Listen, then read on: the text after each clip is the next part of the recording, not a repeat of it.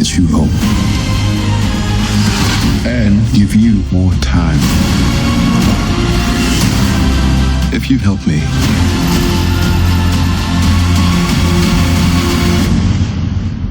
so what's it gonna be? Ant-Man.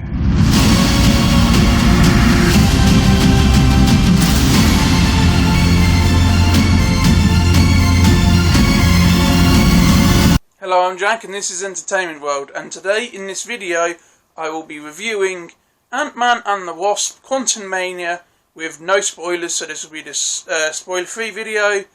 This film was once again directed by Peyton Reed and was written by Jeff Loveness. It is the 31st film in the Marvel Cinematic Universe and the first film in their Phase 5. Yeah, I know. It's a lot now. Especially if you include all the TV shows and other stuff. So, it's the third film as well in the Ant-Man franchise. The first one was obviously Ant-Man, and you had Ant-Man and the Wasp, but now you got Ant-Man and the Wasp Quantumania. Now, I know that I've said I'll be doing loads of other videos as well, like I've still got my very late spoiler review of Doctor Strange in the Multiverse of Madness, and I also wanted to do a video talking about Morbius and the whole thing with the Sony's universe of Spider-Man characters, or Sony Spider-Man universe. I know it was Sony's universe of Marvel characters at one point, but whatever that is, I wanted to do a video on that, and I know I haven't got round to those things yet, and I'm sorry, but I will get round to them soon, because I also wanted to do a series of videos going into detail, comparing every aspect of Justice League to Zack Snyder's Justice League. I really wanted to do that. I've already talked about both films separately, and it is easy to make fun of Justice League. Obviously, it is one of the worst films ever made, but I still wanted to talk about how it does each character differently, how the plot's different, and how the story is treated differently in the background and the setup, and all of those things I wanted to give a in-detail comparison, which does mean that I have to punish myself by watching Justice League again, which, at this time being, I don't really want to do. So, whenever I get round to doing those things and other things I'm wanting to do, I'll get round to them, and I'm sorry about how long this has taken. By the time this review comes out, the film will already come out for 2 weeks, and I know that is a bit late, but considering for a Marvel film, almost nobody went to watch this one, which is a huge surprise, as anything about, Marvel is almost guaranteed to make at least 500 to 600 million just because of the word Marvel, and then like the interest in the character, the actor, and then is put above that, or the actress, whoever's playing it. Sorry. But, yeah, that is usually how it goes, and this film is not even made 400 million after 2 weeks, which is low. I wanted to film this video and my spoiler review back to back, but I've had issues with my camera, and it's already been playing up trying to get this all done, and my battery was all, like, fully 100%, and now it's already nowhere near 100%, and all I've done is this, so yeah, I don't know how that's going to go. I'm going to try and get through this video first before I think about doing the spoiler one. Anyway, sorry, I'll be talking about the film now, and as always, I will be starting off with the negatives, and unfortunately, there are quite a lot of them with this film. So, I'm going to start off with the obvious. It's a Marvel film. There's a lot of forced humour in it, and I mean a lot. Now, I always thought, with the MCU, with their way of doing it, and all of their characters being the same, and all their characters now being the funny one, I always thought it worked with Ant-Man. It's Ant-Man is a character who you could try to make serious, and I'm sure you could do a good job of it, but I feel like they've done a better job at making it a funny character than they would have done trying to make it a serious character. I don't think they would have done a very good job with that. Paul Rudd is excellent, he's great as the character, and I've always liked that Paul Rudd was in these films. I've always liked it that he was like the guest on Friends, he was Mike, and he has been in like some comedy films where some are okay, some are shit, and he's been in some good ones, but it's been a bit of a, yeah, it's not the best career, and then he's obviously been in these, and he's been huge, biggest film of all time. I've always loved that, I've always really liked that he was in these films, and I was happy when he was in Endgame. I feel it's really good to see him in these, because he is a good actor. I really do like him as an actor, and I do find him quite funny. But this film has so much forced stuff in it. You know, even for an Ant-Man film, they do hammer it in that it's got to have a joke every 5 seconds. And though some are funny and some do come naturally and some do work with the characters, the conversation, the situation, and, you know, etc., there is just a lot which are so forced and almost cringy and somewhat creepy and just odd that they felt like they had to do this, almost like to a Justice League extent, where it just feels so forced and what they say feels so unnatural. And the other one, it's an MCU film, so of course got a lot of crappy CGI, VFX, and yeah, there's some things in this film which look absolutely abysmal. I don't think there is a whole sequence which looks bad, which gives it a one-up on Thor Love and Thunder, which I've not talked about and don't really want to. But there isn't a whole sequence in this film which looks terrible, which is good, but there are a lot of individual shots which look bad, look very green screen. You can tell they filmed it with, like, you know, they were just against the green screen, blue screen, there was nothing there. They're just in a warehouse somewhere. It really feels it. I mean, like, the prequels looked better and they came out, I mean, Phantom Menace came out 24 years ago almost. So, yeah, like, why? And I don't think the prequels actually look bad. That's not a criticism on that. I'm just saying, I'm talking about, you know, the Star Wars prequels. I'm just saying, like, the fact that it's this bad is, in certain places, is kind of ridiculous. Especially in one bit. There is a green screen bit in one particular bit, which I won't spoil, and I'll talk about in my spoiler review, which just looked awful. Speaking of terrible green screen and effects and those sorts of things, we'll on forced humour. The next thing is the character MODOK. Now, I will not spoil the film for you with this. I won't spoil anything about the character. I will just say everything about the character is bad. From the writing to the jokes to, well, obviously that is writing, but it's the writing in general and the humour in general, and the CGI is Superman moustache level shit. It is hilariously awful, and there's a particular shot with the character where I really don't know what the fuck they were trying to, like, was it meant to be funny? Like, it just looked dumb, and the whole thing was dumb. It was literally like Humpty Dumpty from Puss in Boots, but in live action with a jetpack. It was something to behold. And not in a good way. Everything about that character, almost everything, 95% of everything they did with that character was a really, really bad idea. Sequences, this is some sequences in the film which could have been great, underutilised it either again through forced jokes, not the best VFX and green screen and CGI, all not great. Some shots were good, but there was still a lot of bad shots. And there's a scene which could have been great and was meant to be one of the main sequences in the film, which was heavily underutilised, and I won't spoil it, but they didn't really do a lot with the concept. And for, again, one of the main sequences of the film, it was just very underwhelming. So yeah, that's just...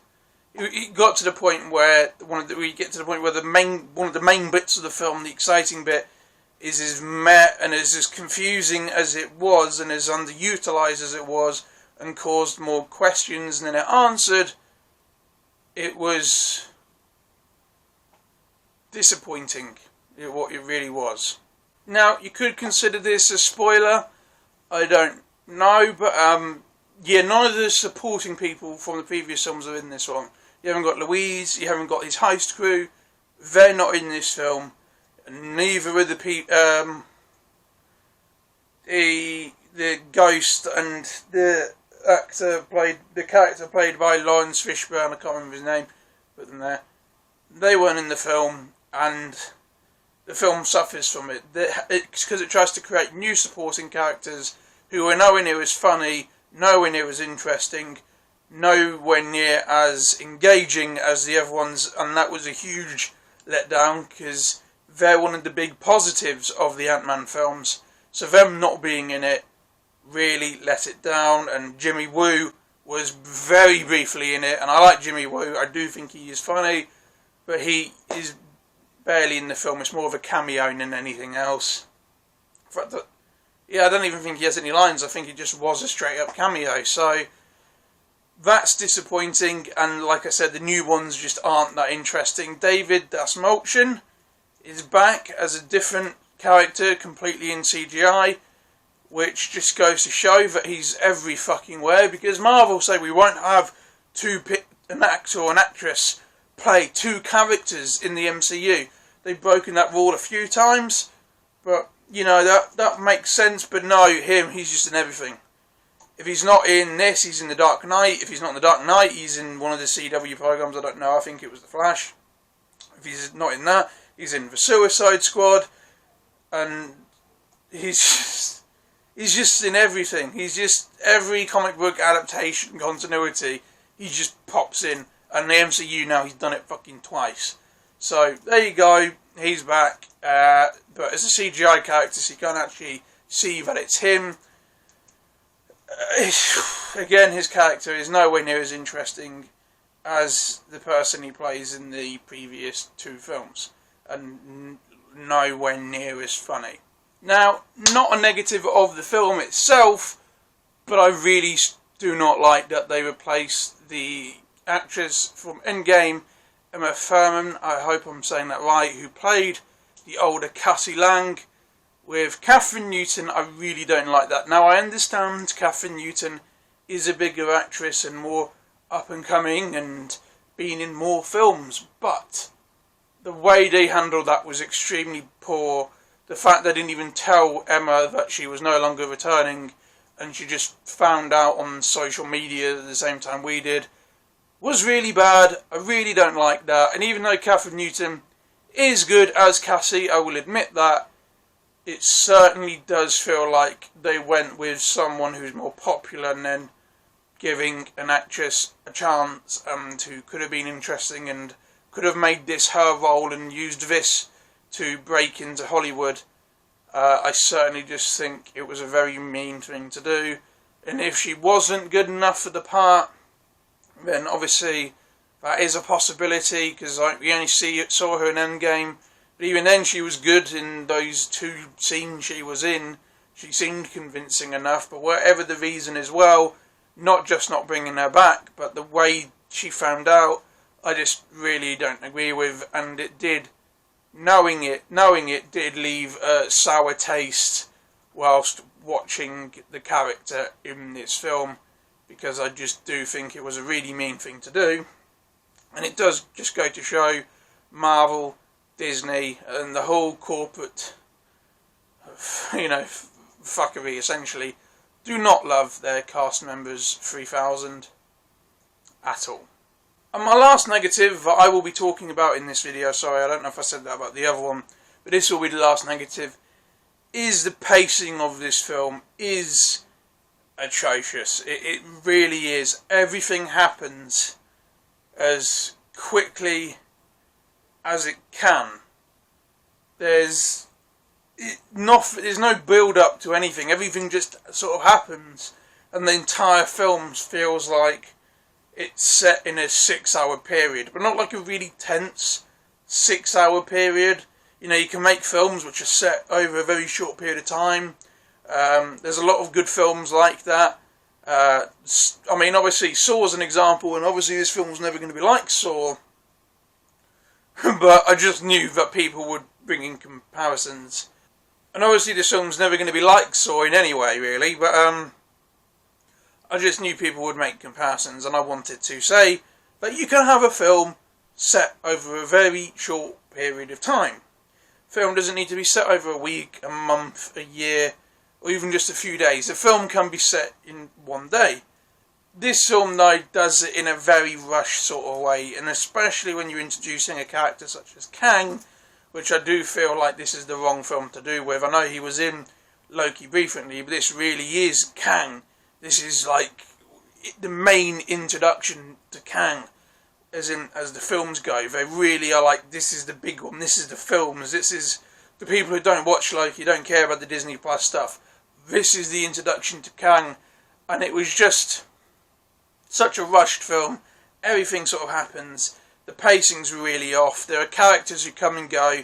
Characters who come in who feel like they're important and they do absolutely nothing. They're just there to say something. Characters who feel like they're going to be nothing, do more, but they're not any more interesting than had they done nothing. And things just happen. I feel like there's a longer cut of this film. It is a bit like Love and Thunder in that everything just feels rushed. Every character feels like they have scenes cut out. Every character feels like things are being missed. And the entire plot just happens, and there's just not a lot of interaction between each characters really, which was disappointing to see. And I would actually say this film feels more like a really long TV episode or Disney Plus special than it does a film. It doesn't feel like a film. I feel like I've watched a really long episode, or like, again, one of the Marvel Disney Plus specials, which I actually thought Werewolf by Night was pretty good, and I liked it being more violent.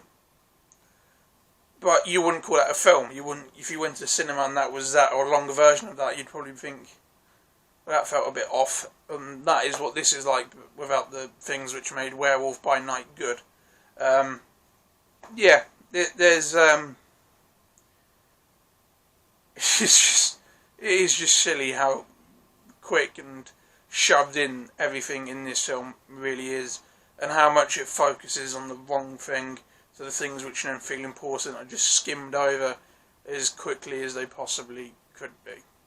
Now, I will be talking about the positives, because there are some, and I don't want to make it seem like there aren't anything.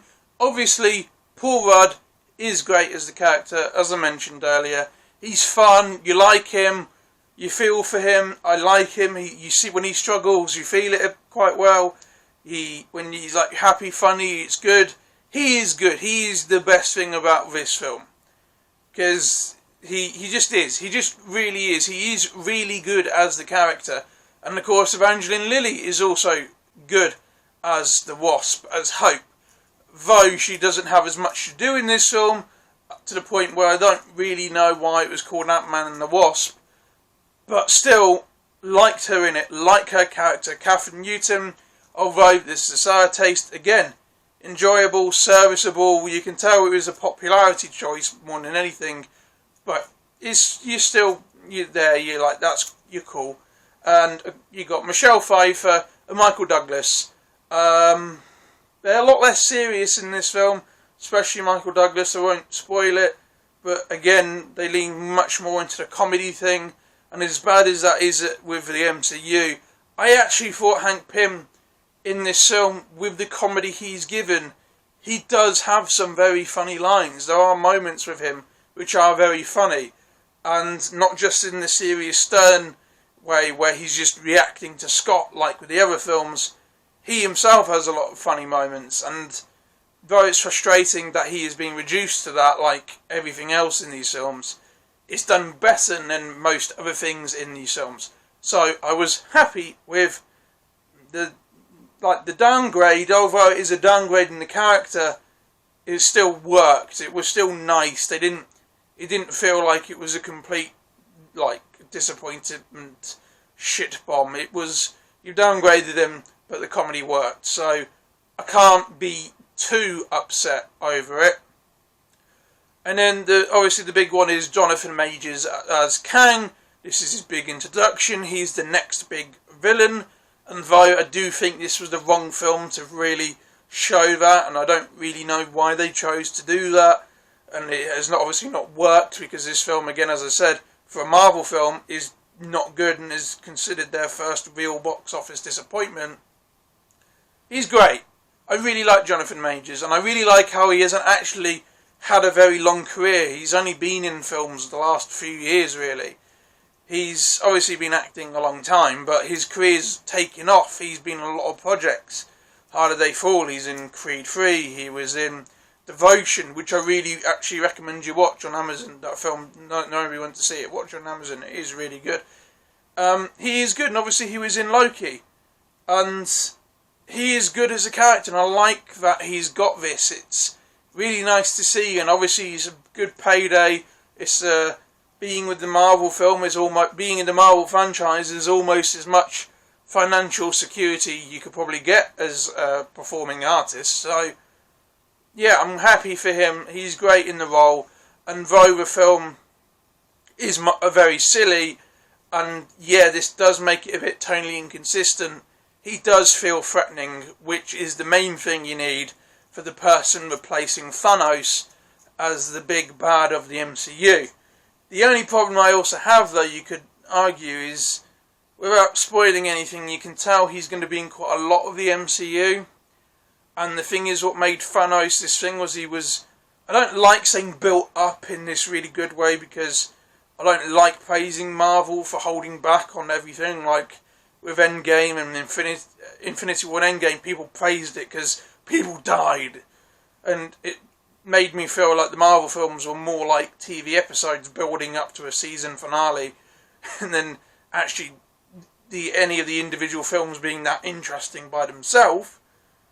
And you just, though, I feel like if they keep using him in the way they're using him, which is my point, is I do feel like when they build up to that big thing, he could be almost overly done. It would be like if they tried to build Loki back up as the main villain again. I don't think it would work. So, I don't think it... I'm worried a little bit that they'll oversaturate Kang like they almost oversaturate everything else they do. Now, it doesn't mean I want them to hold back, and as I've said, I don't really like the MCU's big, slow build-up. You have to hold everything back, and people praise the film for being the best thing ever just because it's vaguely interesting and stuff happens in that one. I feel like they might go the complete opposite end of the spectrum and not really find that good balance. Now, I always praise Zack Snyder, and I know I do, and being a DC fan, and if you don't like his films, you're probably like, oh, for fuck's sake. You know, and I'm sorry, but I feel like he did a good job with Darkseid, you know, having him there, but not overdoing it.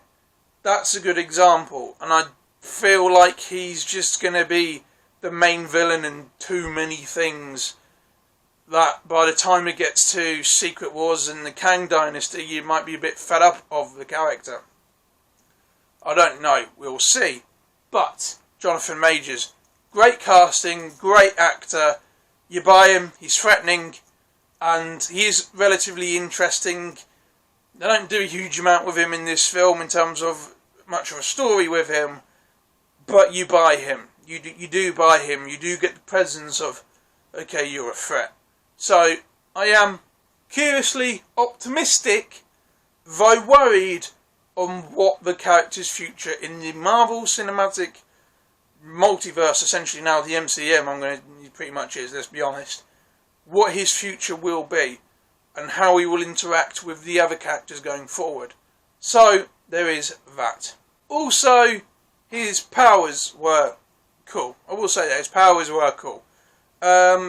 There were some funny bits, as I mentioned, with Hank Pym, and a lot of forced comedy as well, but there were some genuinely funny bits, which is good. So that works with Ant-Man. Ant-Man being the more funny ones does work, and I just really wish that they didn't apply the same tone to almost every other Marvel film now. And as forced as some things were, though, there were some funny bits, so I was happy with that. There were a lot of bits which actually did make me laugh, and not just laugh out of laughing at the stupidity of certain things. I did laugh, some good laughs, and that was nice. I wanted to save this for my spoiler, and it is more of a spoiler though, so I'm going to reel it back in a bit and only give a little bit of detail. There is a heist element to this film, and though not done as well as the other films, and without, again, spoiling it, I won't try and talk and say what's what and what I've spoken about previously. Now, I'm trying not to spoil anything with this one, and though I've already sort of mentioned this sequence a bit in the negatives, it was nice that this film had actually a bit of a heist element to it, like the previous two, so I liked that it kept that. There was a lot of problems with it, wasn't as good as the other ones, but it was nice that they kept it, and I will say that. I was really happy with that and how they did keep that in.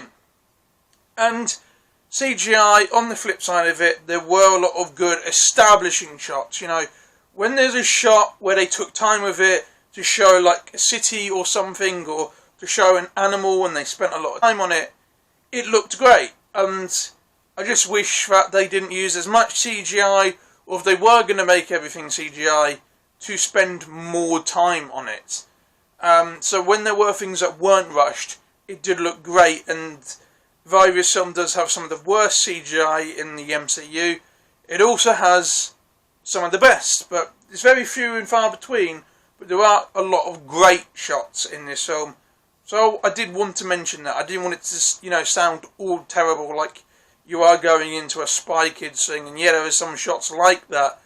There are some really beautiful shots, and I did want to mention that. And the third act was very action-packed. Without spoiling anything, it did feel very big. So that's a win. It wasn't as dramatic as some other things have been, and I wouldn't call it groundbreaking by any means, but apart from a lot of the ground did break. Crickets. Sorry, I won't do that again. The third act was entertaining, was good, and yeah, though some stupid shit in it, was action-packed, which was nice. So, that's about it. There are more negatives than there are positives, but there also isn't really a lot to say. It's the typical thing, and it's why I don't really enjoy reviewing Marvel films, because I'm going to say the same thing. There's forced humour. There's a lot of them is not very interesting. Not a lot happens. The pacing's weird. Like in this film, not a lot happens, and that's part of the pace as well. And so, not a lot happens. Rushed, forced humour, dodgy VFX, CGI, oversaturated, and everything just felt a bit forced. I could say that about almost every Marvel film after The Winter Soldier, and it's getting harder to review them. And again, at least Paul Rudd was good, and at least there were some funny bits, and at least with this film, that forced MCU tone works better with this character, I believe, than it does with a lot of the other ones they try and force it upon. So, yeah, film quality, I'm going to give it a 6.75 out of 10. Entertainment value, I'm going to give it a 7 out of 10.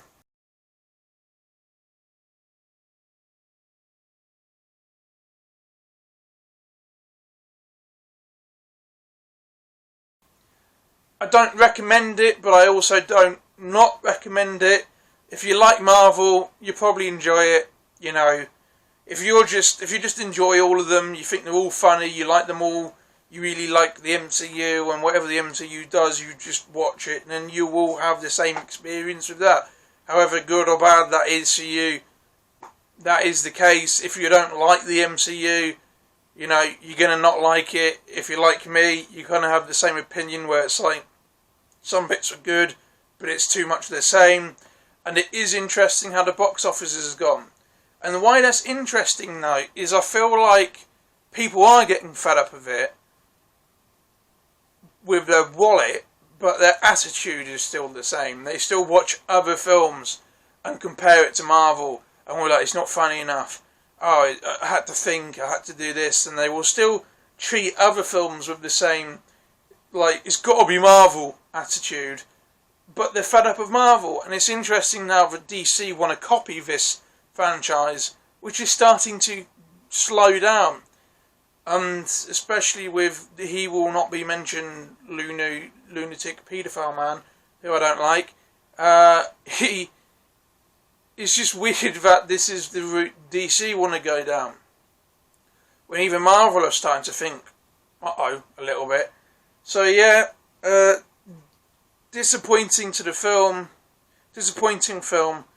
Disappointment for a new phase. Disappointing start to the new phase. And my last thing I will say, without spoiling things, is the trailer, like Doctor Strange in the Multiverse of Madness, is a lot more epic and misleading than the film itself is, to the point where the trailer is more interesting than the film was. Like Doctor Strange in the Multiverse of Madness, they mislead you to think this thing's going to happen, and I understand not wanting to spoil things and doing that, but once again, what they imply is going to happen is a lot more interesting than what actually happened. And once again, like with Doctor Strange in the Multiverse of Madness, I got my hopes up for this one. I thought, oh my god, there's a good chance this one's actually going to be epic. More epic, not epic like best film ever made, but feel grand, feel bold, feel like a film, feel like a blockbuster. And I got, once again, Disney Plus streaming content in cinema. So, not the good one. I'm not like talking about Mandalorian quality. I'm talking more Falcon and the Winter Soldier sort of quality. And it's just, there's only so many times I can be disappointed by these films and feel let down by a trailer which takes itself more seriously than the film does. I just can't keep doing it, and I feel like that's another reason why these films are starting to grind down. And I do find it funny that there are people who will defend it massively. You're being too mean, you're being too harsh, it's a fun film, yada yada yada, and you know, but these are the first people to criticise anything that isn't Marvel or isn't made by the MCU. Yeah, it is a film that is entertaining, but it's in that lower end quality. You'll like I said, if you like Marvel, you'll like it. If you don't like Marvel, you won't like it. That's it. That's all. If you could sum it up in one sentence, that will be it. Thank you for watching this video. I'm not going to be able to do them back to back, but I hope you enjoyed this one. And if you do watch it and you do agree with me or don't agree with me or somewhere in between, please let me know, because I am interested. You know, I'm always interested in hearing other people's opinions, as long as they're constructive. So let me know. Thank you for watching this video. I hope you enjoyed it, and I hope to see you in my next one. Thank you for watching. Goodbye.